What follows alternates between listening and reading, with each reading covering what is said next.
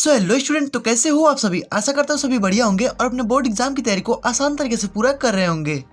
तो स्टूडेंट, आज की वीडियो आप लोग के लिए सबसे ज्यादा इंपॉर्टेंट होने वाली है, क्योंकि आज की इस वीडियो में हम पूरी किताब से सबसे महत्वपूर्ण प्रश्नों को देखेंगे और वो भी जीव विज्ञान के। ठीक है, इसके पिछले वीडियो में हमने भौतिक विज्ञान के और रासायनिक विज्ञान के जो भी महत्वपूर्ण प्रश्न थे हमने उसको देख लिया था। ठीक है, तो अब हम यहाँ पे जीव विज्ञान के जो भी महत्वपूर्ण प्रश्न होंगे उसको हम आज यहाँ पे क्लियर कर लेंगे, ताकि आपका जीव विज्ञान से एक भी क्वेश्चन जो है वो यहाँ पे मतलब कि यहाँ पे छूटे ना और एक भी नंबर आपका इसमें कटने ना पाए। ठीक है, ताकि आपको जीव विज्ञान में फुल नंबर दिया जाए। तो जो क्लास 10th वाले विद्यार्थी हैं वो इस वीडियो को कंप्लीट जरूर से देखिएगा, क्योंकि ये उनके लिए बहुत ही ज्यादा इंपॉर्टेंट है उनके बोर्ड एग्जाम 2023 के लिए। तो एक एक चीजों को आप ध्यान से देखिएगा और जो भी मैं यहाँ पे प्रश्न बताऊंगा उसको मैं आपको यहाँ पे आंसर भी बताऊंगा। ठीक है, मतलब कि यहाँ पे पूरा मतलब सॉल्यूशन के साथ आपको यहाँ पे पूरा पता चल जाएगा आज, और एक भी क्वेश्चन आपको यहाँ पे छूटेगा नहीं जीव विज्ञान में, मैं आपको गारंटी देता हूँ। तो बस आप वीडियो को कंप्लीट देखिएगा। तो चलिए फटाफट से वीडियो को शुरू करते हैं। तो चलिए क्वेश्चन को देखते हैं। तो सबसे पहले आप देखेंगे लघु उत्तरीय प्रश्न में। ठीक है, मतलब कि लघु उत्तरीय प्रश्न का मतलब क्या है कि यहाँ पे 4-4 नंबर के आपके क्वेश्चन जो कि देखने को मिलेंगे। ठीक है, 2 नंबर के, 4 नंबर के, ये सब सारे यहाँ पे लघु उत्तरीय प्रश्न में आते हैं। ठीक है, तो पहले लघु उत्तरीय प्रश्न को यहाँ पे खत्म करते हैं, उसके बाद दीर्घ उत्तरीय मतलब कि जो 6-6 नंबर के होंगे उसको यहाँ पे देखेंगे। ओके, तो देखिए सबसे पहले यहाँ पे जो फर्स्ट पे क्वेश्चन आता है कि यहाँ पे एक लिंगीय तथा उभयलिंगीय पुष्प में अंतर बताइए तथा दोनों का एक एक उदाहरण भी लिखिए। ठीक है, तो अब देखिए भाई, अब ये जो एक लिंगीय है और यहाँ पे उभयलिंगीय, ठीक है, ये क्या होता है एक बार आप थोड़ा सा कॉन्सेप्ट समझ लीजिए, आप उसे आसानी से लिख लेंगे, आपके बुक में भी दिया होगा। ठीक है, तो एक बार इसका कॉन्सेप्ट आप समझ लीजिए क्या होता है एक लिंगीय और उभयलिंगीय। ठीक है, तो देखिए जो एक लिंगी होता है इसमें स्त्री केसर और पुंग केसर, ठीक है, 2 चीज हमारे होते हैं, स्त्री केसर और पुंग केसर। तो दोनों में से कोई एक हमारा जो कि भाग इस एक लिंगी में उपस्थित होता है। ठीक है, तो दोनों में से कोई एक भाग एक लिंगी में उपस्थित होगा। ओके, और जो उभयलिंगी होता है इसमें क्या होता है कि स्त्री केसर और पुंग केसर, ठीक है, दोनों भाग जो कि उभयलिंगी में उपस्थित होता है। मतलब उभय मतलब क्या होता है दोनों। ठीक है, इस प्रकार से याद रख सकते हैं कि उभय मतलब क्या होता है दोनों, मतलब कि दोनों इसमें उपस्थित होगा और इसमें केवल एक ही उपस्थित होगा, दोनों में से कोई एक भाग इसमें उपस्थित होगा। ठीक है, और इसमें क्या होता है कि दोनों भाग यहाँ पे उपस्थित होता है। तो ये हमारा एक लिंगी उभयलिंगी होता है। तो इसको आप थोड़ा सा मतलब कि थोड़ा सा बड़ा में लिखिएगा। ठीक है, क्योंकि ये 2 नंबर के क्वेश्चन जो कि बोर्ड एग्जाम में पूछे जाएंगे। ओके, तो देखिए इसमें आपको अंतर जो कि लिख देना है थोड़ा सा, आप बुक में देखेंगे तो और भी यहाँ पे 2-4 अंतर जो कि दिए होंगे। ठीक है, तो इसमें आपको यहाँ पे एक एक उदाहरण के साथ आपको लिखना है। ठीक है, तो उदाहरण में मान लीजिए कि एक लिंगी में आप देख लेंगे तो एक लिंगी में आपका यहाँ पे आ जाएगा जैसे ककड़ी हो गया, पपीता हो गया। ठीक है, ये सब हमारे एक लिंगी है। ठीक है, अगर उभयलिंगी की बात की जाए तो उभयलिंगी में आपका यहाँ पे जैसे कि टमाटर हो गया, ठीक है, यहाँ पे सरसों हो गया और यहाँ पे गुलाब का फूल हो गया। ठीक है, इसमें मतलब कि आपका ये जो कि उभयलिंगी हो जाएगा। ठीक है, तो जैसे कि आप यहाँ पे स्क्रीन पे देख सकते हैं, थोड़ा सा आप इसको डिफिनेशन आप देख लीजिए एकदम बढ़िया तरीके से, और ऐसे ही आपको बोर्ड एग्जाम में लिखना है। ठीक है, तो बस आप इसको थोड़ा सा ध्यान दीजिएगा और थोड़ा सा इसको थोड़ा सा लंबा लिखिएगा। ओके, तो ही आपको इसमें फुल मार्क्स दिया जाएगा। तो देख लीजिए आप यहाँ पे ऊपर स्क्रीन पे, उसके बाद यहाँ पे नेक्स्ट देखते हैं क्वेश्चन को। तो चलिए जो हमारा नेक्स्ट क्वेश्चन है उसको हम देख लेते हैं। तो नेक्स्ट जो है आपका यहाँ पे कि पराकण, ठीक है, पराकण की परिभाषा लिखिए, विभिन्न प्रकार के परागण का नाम लिखिए। ठीक है, तथा किसी एक का वर्णन कीजिए। ठीक है, मतलब कि आपको यहाँ पे विभिन्न प्रकार के जो भी परागण होते हैं उसको यहाँ पे जो कि लिखना है, मतलब कि उसके प्रकार को लिखना है और यहाँ पे जो कि उसमें से किसी एक का आपको वर्णन करना है। ठीक है, सबसे पहले आप समझ लेते हैं परागण भाई होता क्या है। ठीक है, परागण का मतलब क्या है भाई। ठीक है, तो अगर आप इसको जान जाएंगे तो आसानी से इसको कर लेंगे। ठीक है, परागण क्या होता है, तो जैसे कि आप यहाँ पे उदाहरण लीजिए सरसों का। ठीक है, जैसे सरसों होता है, सरसों का फूल जो होता है वो उसी की जाति, मतलब कि यहाँ पे अलग सरसों का फूल होगा, यहाँ पे एक अलग सरसों का फूल होगा। ठीक है, तो परागण क्या होता है कि इस सरसों के फूल का जो परागण होगा अगर उड़ करके इस दूसरे वाले सरसों के फूल पे चला जाएगा, ठीक है, तो उसके जो परागण होंगे इस पे आ जाएंगे। तो यहाँ पे हमारे इस पर मतलब कि जो नया फूल होता है, ठीक है, उसमें यहाँ पे जो कि नए परागण का निर्माण हो जाता है। ओके, तो यहाँ पे परागण वही होता है, आप उसको परिभाषा को थोड़ा बढ़िया तरीके से देख लीजिएगा। ठीक है, आपके बुक में दिया होगा। ओके, और यहाँ पे पूछेगा आपका यहाँ पे प्रकार। ठीक है, तो प्रकार में आपके इसके 2 प्रकार होते हैं। तो कौन कौन से होते हैं भाई, तो यहाँ पे हमारा एक होता है स्वपरागण और एक होता है हमारा पर परागण। ठीक है, तो 2 प्रकार के होते हैं। तो अब दोनों को भाई आपको यहाँ पे थोड़ा सा अंतर लिखना पड़ेगा। ठीक है, कि दोनों में क्या भाई क्या क्या होता है। तो देखिए जो स्वपरागण होता है ना, इसमें किसी भी फूल का जो परागण होता है उसी के पराग द्वारा होता है। ठीक है, मतलब कि जो भी मतलब कि उसी की जाति का पराग होगा। मतलब कि देखिए जैसे कि एक हमारा कोई फूल है, ठीक है, उसी के यहाँ पे मतलब उसी के मतलब जाति का एक और फूल है, तो उसी के परागण के मतलब उसी के परागकण द्वारा जो कि इसका यहाँ पे होता है। ठीक है, तो ये हमारा होता है जो कि स्वपरागण। ठीक है, वो जो हमारा पर परागण होता है उसमें क्या होता है, तो इसमें हमारे यहाँ पे दोनों सेम हो रहा था, मतलब कि दोनों एक ही जाति के थे। ठीक है, लेकिन जो हमारा पर परागण होता है उसमें कोई भी हमारा एक जो होगा वो दूसरी जाति का होगा, मतलब कि यहाँ पे एक हमारा दूसरी जाति का होगा, एक हमारा दूसरी जाति का फूल होगा, ठीक है। तो मतलब दोनों अलग अलग होंगे और इसके द्वारा जो पराग का इसमें जाएगा, ठीक है। तो इसमें क्या होता है, हमारा ये पर परागण होता है, ठीक है। तो बस यही दोनों में थोड़ा डिफरेंट होता है, ठीक है। तो यहाँ पे स्वपरागण और पर परागण आप समझ गए होंगे कि ये क्या होता है, इसमें दोनों सेम होता है स्वपरागण में और पर परागण में दोनों अलग अलग होते हैं, ठीक है। तो ये बस इतना ही आपको करना है और इसको बढ़िया तरीके से आप डिफिनेशन को देख लीजिएगा। बस मैंने आपको कॉन्सेप्ट बता दिया, कॉन्सेप्ट आपको समझना सबसे ज़्यादा जरूरी है, ठीक है, क्योंकि अगर कुछ भी नहीं आएगा तो यहाँ पे समझ के आप उसको लिख सकते हैं। ओके, तो देखिए अब जो आपका नेक्स्ट है, यहाँ पे देखिए सब यहाँ पे 2-2 नंबर के आपके क्वेश्चन है। दो ये हमारा 2+2 आपको एक उदाहरण पर मिल जाएगा, ठीक है। तो 2-2 नंबर के आप यहाँ पे मिल जाएंगे 4 नंबर, ठीक है।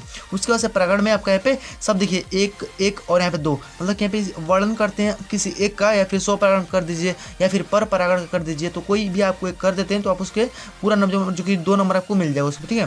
उसके बाद यहाँ पे कायिक जनन आ जाता है। देखिए तीसरा वाला जो क्वेश्चन है कायिक जनन, ठीक है। तो कायिक जनन में क्या होता है, कायिक जनन में मतलब कि किसी भी मतलब पौधा है, ठीक है, तो उसको क्या किया जाता है, मतलब कि कायिक अंग को जैसे कि तना हो गया, पत्ती हो गया, उसके द्वारा मतलब कि एक नए पौधे का निर्माण किया जाता है, मतलब एक नया पौधा तैयार किया जाता है। जैसे कि नीचे मतलब कि उस तने पर काट करके वहाँ पे एक नए पौधे का निर्माण हो जाता है, वही हमारा कायिक जनन होता है, ठीक है। मतलब कि जैसे कि हमने मतलब कि हम घर पर भी करते होंगे, आप लोग ऐसे भी करते होंगे कि मतलब कि कोई भी पौधा होगा उसके नीचे का जो होता है उसको नुकीला कर देते हैं, मतलब कलम करके यहाँ पे लगा देते हैं। तो इस प्रकार से यहाँ पे वो जो कि पौधा जो होता है वो लग जाता है, मतलब कि कुछ दिन बाद वो सही हो जाता है, ठीक है। तो उसी प्रकार से कायिक जनन होता है, ठीक है। तो उसमें आपको यहाँ पे लिखना है, इसकी कुछ विधियों का वर्णन भी करना है, तो आपको एक कर देंगे तो आपको इसमें 4 नंबर जो कि दिया जाएगा, ठीक है।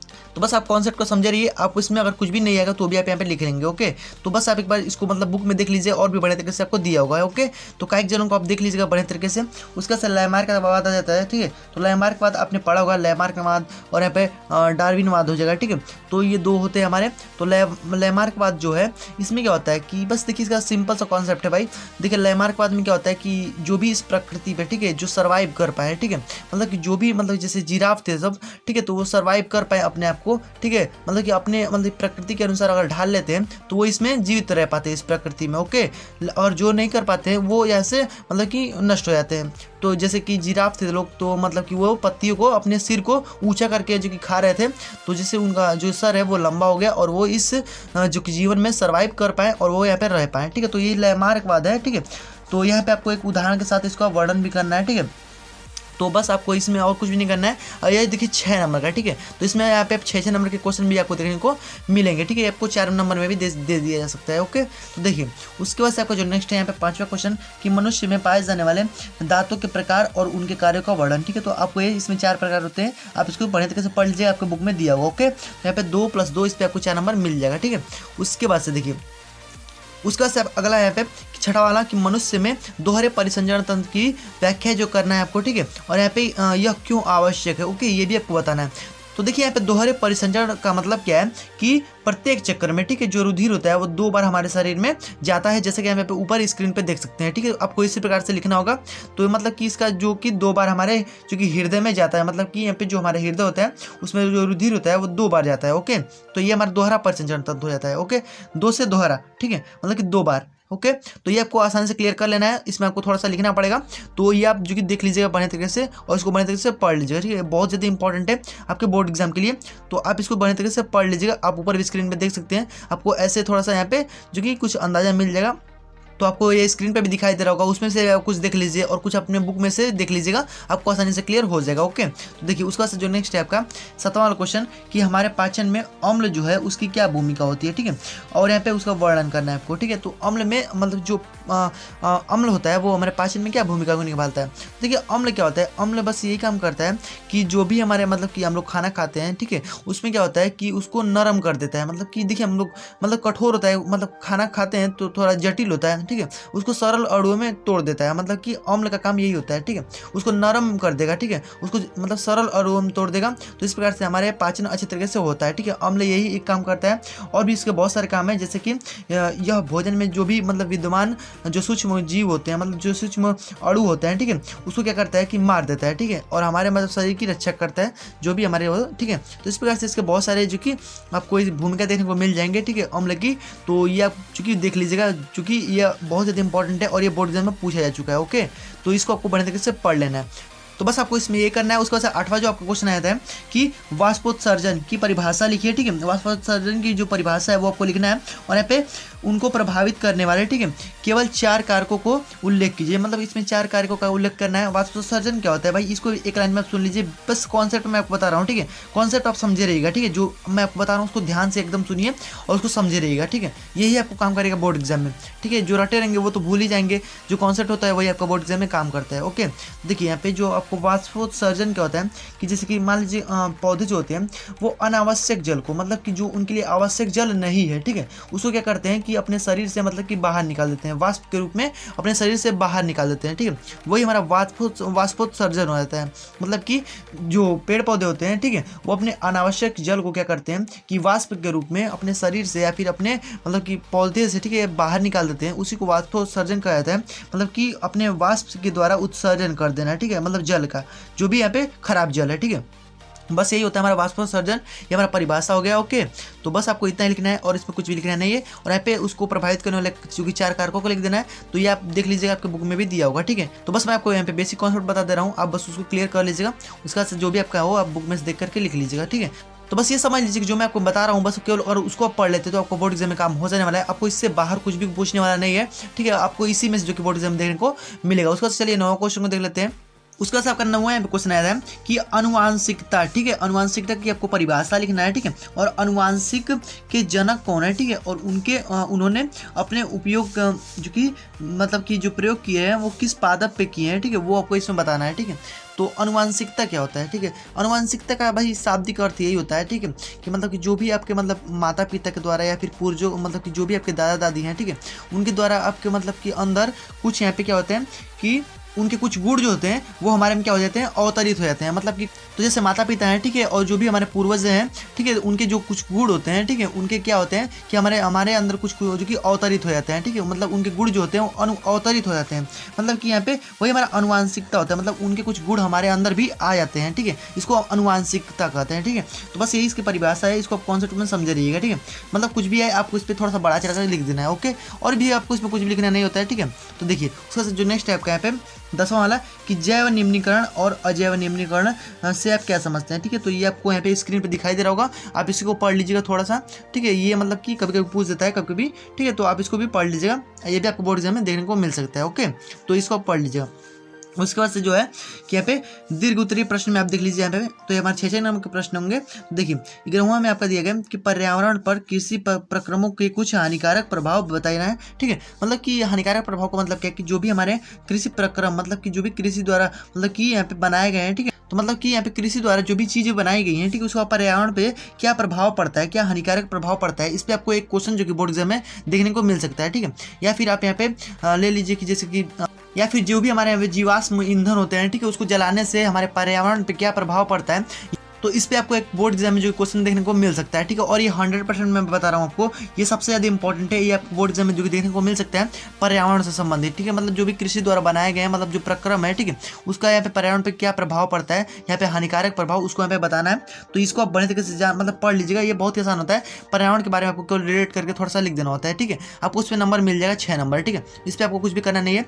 उसका जो नेक्स्ट है 12वां क्वेश्चन, प्रकाश संश्लेषण की क्रिया जो है उसका वर्णन करना है आपको। प्रकाश संश्लेषण मतलब कि जो पौधे तो किस प्रकार से अपना भोजन को बनाते हैं वही आपको इसमें बताना है, ठीक है। तो ये आपको जो कि ये भी आपका 6 नंबर पूछता है बोर्ड एग्जाम में, तो इसको भी आप देख लीजिएगा। और इसमें एक जो कि फिगर भी है उसको भी आप देख लीजिएगा बड़े तरीके से, ठीक है। उसके बाद से यहाँ पे आपका जो 13वां क्वेश्चन है कि मानव के हृदय जो कि अनुदैर्ध्य रेखाट का आपको नामांकित चित्र बनाना है, ठीक है, और इसकी संरचना का विवरण करना है और तीर की सहायता से आपको रुधिर परिसंचरण मार्ग को भी प्रस्तुत करना है। तो बस आपको इसमें सिंपल से में बस ये याद रख लेना है कि जो आपको मानव का सचित्र वर्णन आपको यहाँ पे आना चाहिए, ठीक है। ये आपके बोर्ड एग्जाम में जो कि 6 नंबर का पूछेगा और ये सबसे ज़्यादा इंपॉर्टेंट है, ठीक है। तो ये आपको सचित्र वर्णन जो है मानव हृदय का, ठीक है, तो ये आपको आना चाहिए। और यहाँ पे जो भी उसमें मतलब कि यहाँ पे जो रुधिर का परिसंचरण होता है, जो भी यहाँ पे परिसंचरण होता है उसको यहाँ पे तीर के माध्यम से आपको आना चाहिए दिखाने के लिए, ठीक है। मतलब कि उसको बना करके उसमें आपको दर्शाना पड़ता है तीर के माध्यम से। ओके, तो ये आपको मतलब सचित्र वर्णन आप देख लीजिएगा और यहाँ पे तीर के माध्यम से उसको देख लीजिएगा कैसे कैसे जो कि उसका परिसंचरण होता है। मतलब तो उसमें आप देख लीजिएगा किस प्रकार से नीले से आलिंद में जाता है, ठीक है। तो इस प्रकार से आपको उसमें परिसंचरण को देख लेना है, ओके। तो इसमें आपका यहाँ पे जो भी मैं 13 प्रश्न बताया हूँ वो सबसे ज़्यादा इंपॉर्टेंट है, इससे बाहर आपको कुछ भी प्रश्न नहीं पूछेगा। और जो मैं आपको कॉन्सेप्ट बताया हूँ उसको अगर आप समझ गए होंगे तो आप आसानी से कोई भी क्वेश्चन इसमें जो भी मैं आपको बताया हूँ उसमें आप एक भी क्वेश्चन जो कि आपको छूटेगा नहीं, ठीक है। आप आसानी से उसको लिख पाएंगे, बस आप कॉन्सेप्ट को समझ जाइएगा, ठीक है। कॉन्सेप्ट जब तक आप नहीं समझेंगे तब तक आप कुछ भी इसमें कर पाने वाले नहीं है, ठीक है। तो आई होप कि आपको ये सारी चीज़ें इजीली क्लियर हो गएंगी और जो भी मैंने आपको यहाँ पे प्रश्न बताए वो सारी चीज़ें आसानी से आपको क्लियर हो गएंगी और आप बोर्ड एग्जाम में आसानी से इसको लिख पाएंगे, ठीक है। तो बस आपको यहाँ पे अब इससे बाहर कुछ भी नहीं आएगा, आपको यहाँ पे पूरा नंबर जो कि बोर्ड एग्जाम है आपको इसमें ले लेने वाले हैं। आप जीव ज्ञान से आप कोई भी आप टेंशन मत लीजिएगा कि भाई अलग से कुछ आने वाला है, ठीक है। इससे आप कोई भी टेंशन मत लीजिएगा, आपको इसी में से पूछेगा जो मैं आपको पढ़ाया हूँ, ठीक है। बस आप उसमें पढ़ लीजिएगा, आपको यहाँ पे सब मिल जाएगा, ठीक है। आपको इसमें अलग से कोई भी पढ़ने की जरूरत नहीं है, ठीक है। तो अगर आपको वीडियो थोड़ा सा पसंद है तो प्लीज वीडियो को लाइक कर दीजिएगा और अगर चैनल पर नए हैं सब्सक्राइब जरूर से कर लीजिएगा और जो नोटिफिकेशन बेल होगा उसको ऑल पे जरूर से प्रेस कर दीजिएगा, क्योंकि जब भी हम और भी इस ऐप के लिए बोर्ड एग्जाम से रिलेटेड वीडियोज को अपलोड करेंगे तो नोटिफिकेशन आपका सबसे पहले पहुंच जाए। तो फ्रेंड्स मिलते हैं नेक्स्ट वीडियो में, तब तक के लिए गुड बाय, जय हिंद, वंदे मातरम।